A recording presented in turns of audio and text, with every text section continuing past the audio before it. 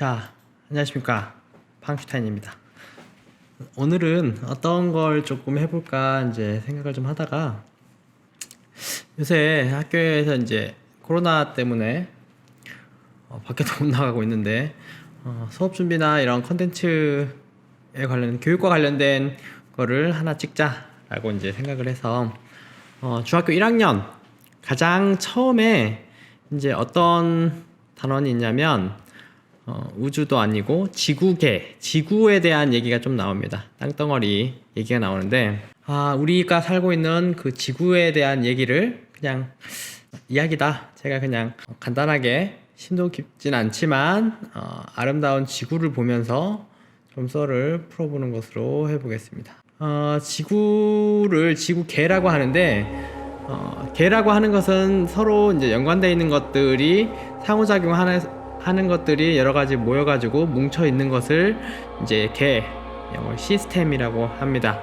지구계 안에서는 크게 5가지로 구분이 되는데 지구계 아니죠. 직권, 수권, 기권, 생물권, 그리고 이제 기권 바깥에 있는 모든 그 나머지 우주를 외권이라고 해가지고 엄밀히 말하면 지구계라고 하는 말은 온 우주를 다 통합해서 하는 말인데 이제 나머지는 외권으로 조금 빼두고 나머지 이 4개 직권, 수권, 기권, 생물권이라고 하는 것에 조금 초점을 맞춰가지고 우리 지구는 어떤 식으로 우리가 살고 있기 때문에 우리 지구를 먼저 배우는 거죠. 중학교 1학년 때 우리가 살고 있는 지구는 어떻게 생겼을까? 어떻게 구성되었고 어떤 모양으로 하고 있을까?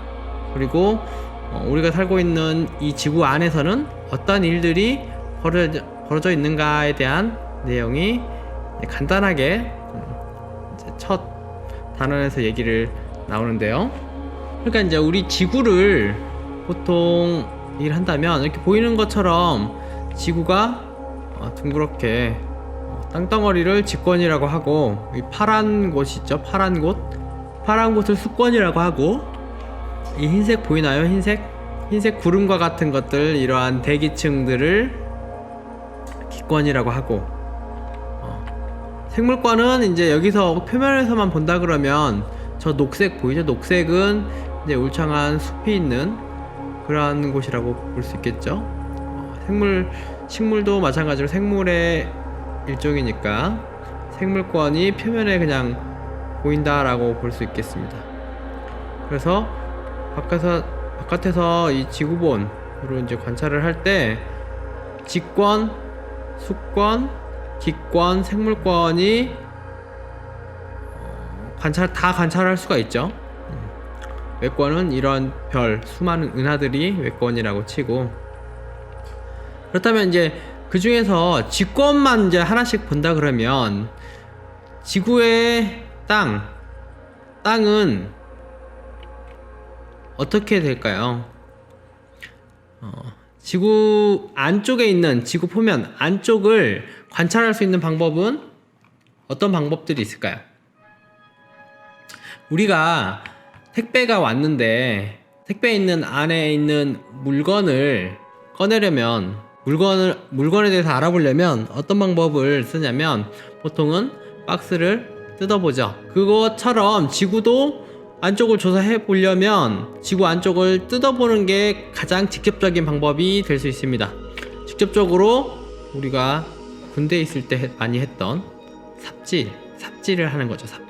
삽질을 하면 인간이 기술로서 삽질을 했을 때 얼마나 지구 밑에까지 많이 들어갈 수 있는가 라고 한다 그러면 최고 기록이 12.262km라고 합니다.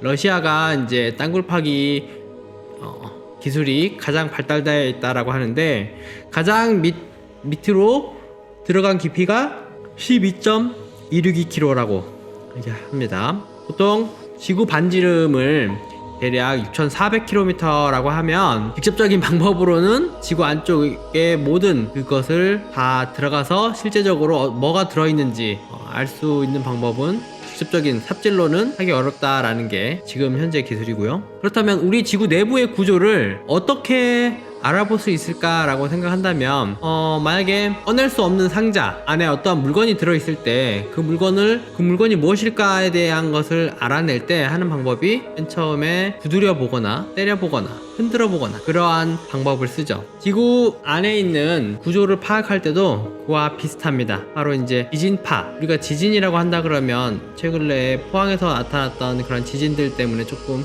문제가 되지만 지구 내부의 구조를 알려고 할 때 지진파를 씁니다. 그래서 그 지진파에 그 반사되는 정도, 그리고 그 지진파가 퍼져가지고 나타나는 그러한 위치들, 그리고 지진파의 속도의 차이가 얼마나 나는지, 그러한 여러가지 지진파가 퍼지는 그러한 물리적인 특성을 이용을 해가지고 그 과학자들이 지구 내부에 있는 구조에 대해서 간접적인 증거를 통해가지고 구조를 밝혀냈습니다. 우리 지구의 직권에 대한 구조는 맨 사과라 그러면 사과 껍질에서는 지각이라고 얘기를 하고 대략 5km 내지 35km 정도 두께로 지각이 이루어져 있습니다. 그 다음에 이제 멘틀, 그 다음에 외핵, 그 다음에 내핵. 외핵과 내핵이 왜 그렇게 나눠져 있냐면, 외핵은 보통 액체로 추정이 되고 내핵은 고체로 추정이 됩니다. 왜냐면 이제 직접 들어가 보지 않고 지진파에 투과하는 특성을 이용을 해가지고 이렇게 밝혀냈기 때문에 직권은 지각, 그리고 멘틀, 그리고 외핵, 내핵으로 이루어져 있고, 우리가 이제 지각을 얘기할 때 우리 지구에 있는 그 표면이 이제 움직여가지고 그러한 지각 변동이 일어난다 보통 얘기를 하는데, 그러한 것을 판 구조론이라고 합니다. 거기서 말하는 판이라고 하는 것은 멘틀 상부와 지각을 합쳐서 대략 한 100km 단단한 단단한 재질로 된 암석의 재질로 된 그러한 그것을 판 또는 암석권이라고 합니다. 그런 암석권을 기준으로 그 밑에 있는 멘틀이 대류 현상에 의해 가지고 추진력을 받아서 위에 있는 판들이 아주 천천히 움직이면서 대륙들이 이제 조금씩 움직이게 되겠죠.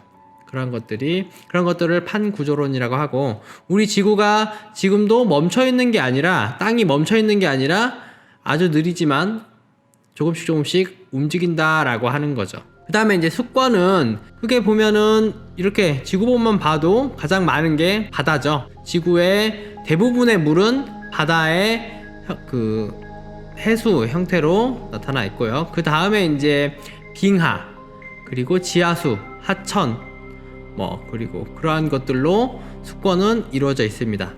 그 다음에 이제 기권은 쉽게 말하면 대기죠.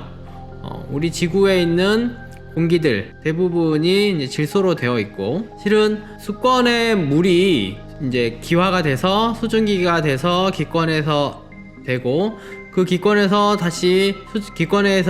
모여진 수증기가 다시 응결이 돼서 직권으로 가고, 지하수로 돼서 이렇게 순환하는, 그 물이 순환하면서 이제 풍화작용에 의해서 땅에 있는 모양도 바뀌고 그 생물권에도 영향이 되고, 물의 순환 과정은 각 생물권, 직권, 기권, 수권에 대해서 굉장히 많은 영향을 미칩니다. 물이 이제 에너지를 이동시켜주는 매개체 역할을 하게 되는 거죠. 또 그 다음에 생물권은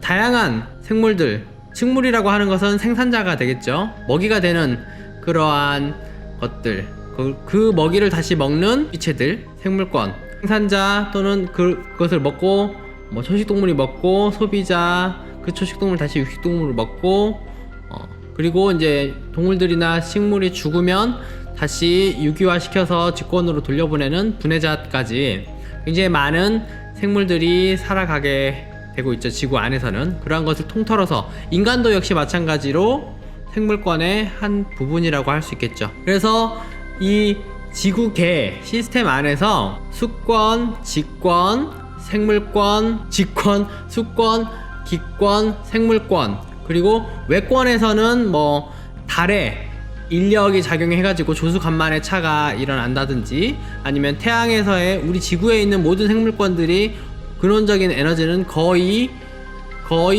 다 태양에 있는 그 복사 에너지에 의해 가지고 그 에너지가 기원이 돼서 돌아가게 되는 거죠. 외권에서는 그러한 영향들이 있고, 그러한 영향들을 기준으로 수권, 기권, 직권, 생물권들이 굉장히 유기적으로 상호작용하면서 순환을 하고 있는 상태가 우리 지구계 내에서의 일어나고 있는 현재 상황입니다. 그것을 이제 하나씩 이번 대단원에서 지구계 안에서는 어떠한 현상이 일어나고 어떠한 신기한 현상이 일어나고, 직권에서는 이런 현상이 일어나는구나, 생물권에서는 이런 현상, 수권에서는 이런 현상, 그러한 것들을 좀 다양하게, 이번 단원에서는 그것 중에서도 직권에 초점을 맞춰서 지구의 땅덩어리는 어떻게 생성이 됐고 어떻게 변화해 왔는가, 그리고 과학적 탐구 방법을 적용해 볼 때 우리 지구가 지금 현재 이 땅이 어떻게 이 땅이 이렇게 만들어졌는가 하는 것에 대해서 합리적인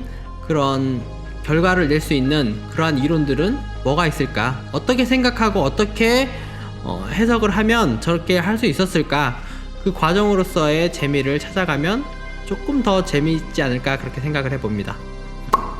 이상 지구를 보면서 항슈타인이었습니다.